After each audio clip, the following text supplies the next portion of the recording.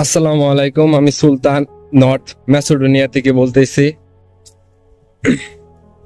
আপনারা কিভাবে একটা ভালো এজেন্সি, ভালো মাধ্যম দিয়ে কিভাবে নর্থ ম্যাসেডোনিয়ায় প্রবেশ করবেন তা আজকের এই ভিডিওতে বলবো। আপনারা যার তার কাছে বই দিয়ে আপনারা বিভিন্ন সময় নষ্ট করছেন, কেউ 2 বছর, কেউ 1 বছর। আসলে বলতে গেলে নর্থ ম্যাসেডোনিয়া বা ইউরোপের এখন আপনারা যে আসবেন এইখানে এই রাস্তায় সবাই হলো ধান্দাবাজ, সবাই প্রতারক।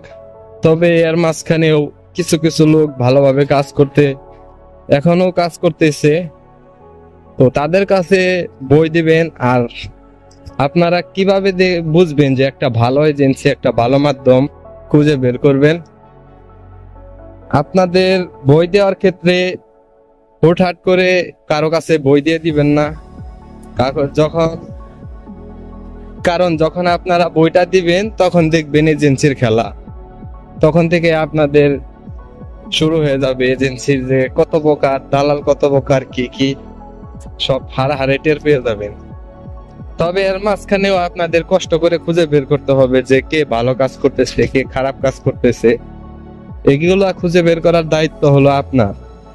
বই দেওয়ার আগে অবশ্যই আপনি মিনিমাম 2 থেকে 3 মাস অথবা 4 মাস লাগলেও সমস্যা নেই। আপনারা ঘরে বসে না থেকে 1-2 মাস আপনারা হলো দালালের অফিস ভিজিটিং করেন, দেখেন কার মাধ্যমে আসলে ভালো হয়। এটা হলো আপনার একান্ত ব্যক্তিগত ব্যাপার। আপনি কার কাছে বই দিবেন, কার মাধ্যমে আসবেন, আপনার ব্যক্তিগত ব্যাপার।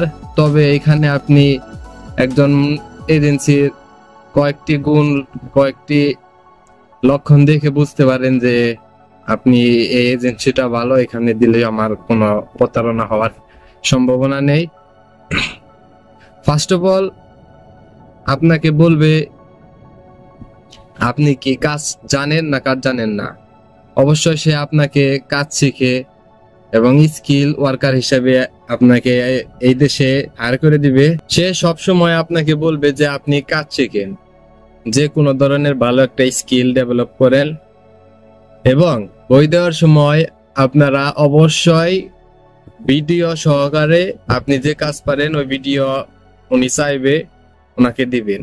কারণ আপনি একজন স্কিল ওয়ার্কার হিসাবে যদি ইউরোপের যে কোনো দেশ বা মিডল ইস্টের যে কোনো দেশে যাইতে পারেন, অবশ্যই সবসময় আপনার ভ্যালু, আপনার বেতন বেশি থাকবে।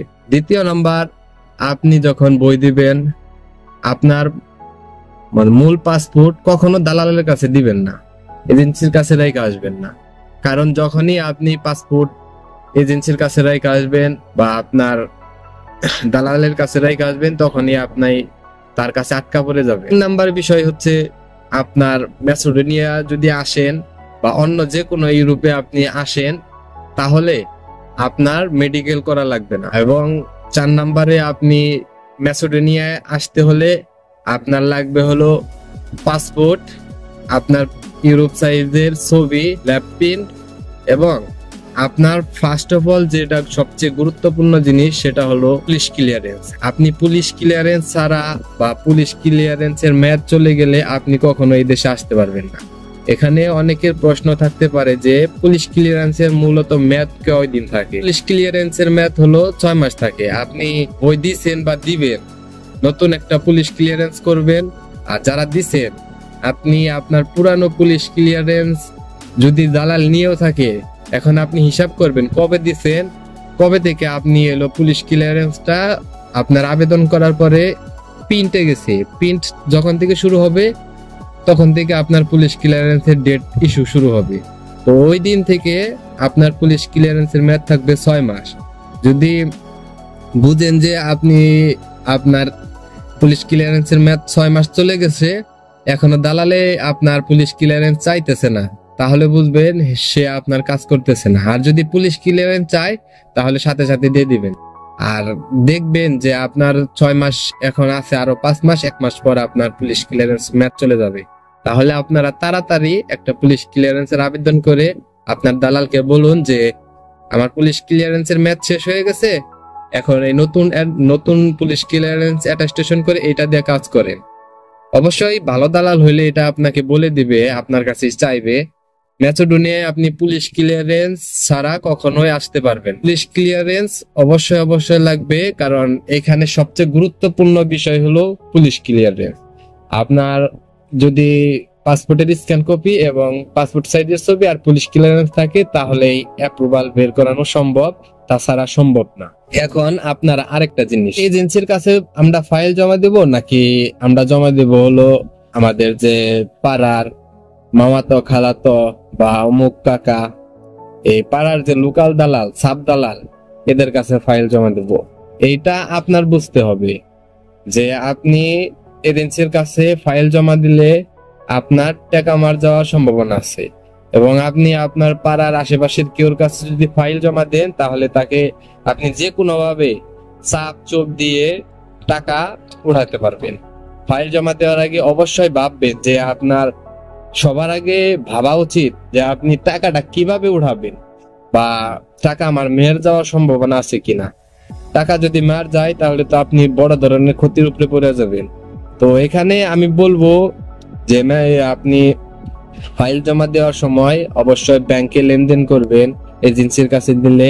আর ভালো এজেন্সি সবসময় বলবে যে আপনি ব্যাংকে লেনদেন করেন। আর যদিও আপনি একজন এজেন্সির কাছে ফাইল জমা দেন, হাতে টাকা বা ক্যাশ দেন, যেটাই দেন, আপনি অবশ্যই ওইখান থেকে ওই এজেন্সির নামে যে মানি রিসিপ্ট আছে, ক্যাশ মেমো, ওইটা আপনি নিয়ে আসবেন প্রমাণ সহকারে, এবং 300 টাকার স্ট্যাম্প অবশ্যই করবেন। আর পাড়ার দালালের কাছে আপনি বই জমা দিলে আপনার কাজ অনেকেই করে, আবার অনেকে আপনার ফাইল নিয়ে আপনার টাকা নিয়ে বিজনেস শুরু করে দেয় ওনারা। তবে পাড়ার দালাল সাব দালালের মাধ্যমে অনেকেই আসে। তো এইটা বুঝতে হবে আপনার আপনজন বা এর আগে ওই দালাল অন্য কারো পাঠাইছে কিনা, বা আপনি আশেপাশের হিস্ট্রি জানবেন যে গত 2-1 মাসে কোনো লোক পাঠাইছে কিনা, পূর্বের হিস্ট্রি সব ঘাটাঘাটি করবেন। আপনি সময় নিয়ে ঘাটাঘাটি করবেন, বই 1 মাস 2 মাস পরে দিলেও সমস্যা নেই, আপনি সময় নিয়ে ঘাটাঘাটি করবেন, তার ব্যাকগ্রাউন্ড হিস্ট্রি সব জানবেন। এজেন্সির ক্ষেত্রে হোক বা সাব এজেন্সির ক্ষেত্রে হোক, আপনি A to Z সব জেনে তারপরে হলো আপনি ফাইলটা জমা দিবেন। আমি ঠিক আমার এজেন্সি এইভাবেই খুঁজছিলাম। আমি আমার বই জমা দেওয়ার আগে আমি মিনিমাম 2.5 মাস 3 মাস এরকম সময় আমি এজেন্সি বিভিন্ন ফেসবুক ইউটিউবে বিভিন্ন মাধ্যমে খুঁজছি, ঘোরাঘুরি করছি, তাদের ব্যাকগ্রাউন্ড, তাদের মাধ্যমে যে পূর্বে যারা গেছে তাদের সাথে যোগাযোগ, এগুলা সবকিছু করছি। তারপর আমি আমার ফাইলটা জমা দিছি। তারপর আমার সময় বেশি লেগে গেছে। ইউরোপে আপনি সময় অবশ্যই বেশি লাগবে। আপনি যদি কেউ বলে যে 4 মাস 5 মাস এর মাঝখানে আপনার ফ্লাইট করে দিবে, তাহলে সেই হলো প্রতারক। আপনি কখনোই 4 মাস 5 মাস তিনি কনফার্ম করবে না যে 100% আপনার ভিসা হবে বা ফ্লাইট হবে, 100% আমরা কাজ করে দিতে পারবো। খারাপ এজেন্সিরা, খারাপ দালালরা আপনাকে আশ্বাস দেবে যে 100% ভিসা করে দিতে পারবো, আর ভালো এজেন্সিরা আপনার বলবে আমরা কাজ করবো, যদি ভিসা হয় তো হয়ে গেল, বা ভিসা হওয়ার সম্ভাবনা আছে, কিন্তু কখনো বলবে না যে 100% ভিসা হবে, আমি 100% ভিসা করেই দিতে পারবো। তো এইসব বিষয়গুলো আপনারা মাথায় রেখে কাজ করবেন, লোভে করবেন না। আপনি ছাপ দালাল বা এজেন্সি সরাসরি মাধ্যমে যার কাছেই দেন, আপনার টাকা ওঠানোর এখতিয়ার যেন থাকে, আপনি তার সাথে জোরাজোরি বা যে কোনো ভাবেই যেন টাকা উঠাতে পারেন, এরকম সিস্টেম রাখবেন। আর আরেকটা বিষয় হলো, আপনাকে বিভিন্ন দালালে বলবে যে এখন তুমি ফ্লাইটের প্রস্তুতি নাও, অথচ ওনার কাছে এখনো ভিসা আছে নাই। এইরকম দালাল থেকে খুবই সাবধান, আপনাকে দেখবেন হতাশ করে ফেলবে, তবু ফ্লাইট দিতে পারবেন। আপনি সবসময় একটা জিনিস খেয়াল করে রাখবেন যে আমার যে পর্যন্ত টিকিট বুকিং না হচ্ছে, আমি সে পর্যন্ত আমি ফ্লাইটের জন্য প্রস্তুতি নিব না। আপনাকে বলবে ওনারা যে আপনার ভিসা হয় নাই, অমুক তারিখে ফ্লাইট, তমুক তারিখে ফ্লাইট, তখন আপনি একটা হতাশার মধ্যে, একটা দুশ্চিন্তার মধ্যে পড়বেন, অথচ তিনি আপনাকে ফ্লাইট করতে পারবেন। আপনার ভিসা হওয়ার পরেও অনেক কাজ থাকে, এগুলা কাজ কমপ্লিট হওয়ার পরে যখন টিকিট বুকিং করবে তখন আপনি ফ্লাইটের জন্য প্রস্তুতি নিবেন। তার আগে যদিও বলে যে ফ্লাইটের জন্য প্রস্তুতি নাও, তাহলে বুঝবেন যে একটা সে প্রতারক আপনার টাকা পয়সা হাতিয়ে নেওয়ার চেষ্টা করতেছে। কারণ যখনই আপনার টিকিট দিবে, আপনি তখনই এলো আপনার কাছ থেকে সম্পূর্ণ টাকা নিয়ে যাবে। এর মাঝখানে আপনি যখন ফাইলটা জমা দিবেন, জমা দেওয়ার সময় আপনি অবশ্যই 50,000 বা 70,000 এর বেশি কখনো অ্যাডভান্স দিবেন না। যখন ফাইলটা নিবে অবশ্যই অ্যাডভান্স দিবে। 50,000 বা 70,000 এর বেশি কখনো অ্যাডভান্স দিবেন না। ভালো এবং খারাপ দালাল আপনাকেই খুঁজে বের করতে হবে। আমার দ্বারা আপনি কিভাবে বুঝবেন যে একজন ভালো বা খারাপ? আমি কখনো কোনো এজেন্সি সাজেস্ট করব না। আপনার সাথে যে কোনো এজেন্সি প্রতারণা করতে পারে। ভালো খারাপ বিবেচনার দায়িত্ব আপনার। আপনি যে যে বিষয়গুলা বললাম এই লক্ষণগুলা যদি দেখতে পারেন বা এইগুলা যদি দেখতে পারেন, বিশেষ করে আপনি দেখবেন যে তার পূর্বের হিস্ট্রিটা, ওইটা যদি ব্যাকগ্রাউন্ড ভালো থাকে তো আপনি ওইখানে ফাইল জমা দিতে পারেন, তাহলে কাজ হবে ইনশাল্লাহ। বর্তমানে নোট মেসোটো নিয়ে আপনি ফাইলটা জমা দিয়ে দেন, আমি মনে করি, কারণ এখানে বর্তমানে ভিসা হয়ে যাইতেছে, এখন প্রচুর ভিসা হচ্ছে।